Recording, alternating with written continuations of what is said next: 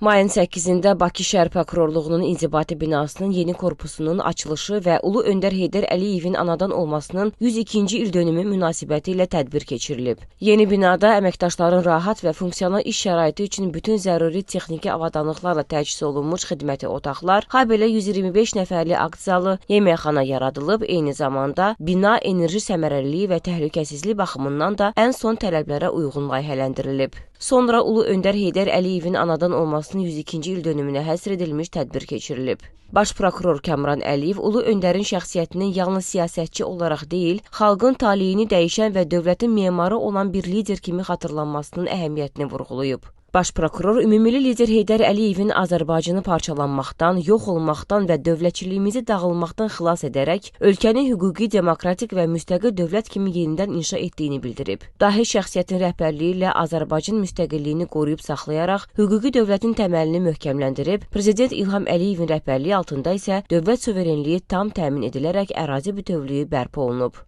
Daha sonra Bakı şəhər İcra Hakimiyyətinin başçısı Eldar Əzizov, Bakı şəhər prokuroru Elçən Abbasov və Milli Məclisin Təbii Ehtiyatlar, Energetika və Ekologiya Komitəsinin sədri Sadiq Qurbanov çıxış ediblər. Tədbirdə Xalqın Adamı adlı sənədli film nümayiş olunub.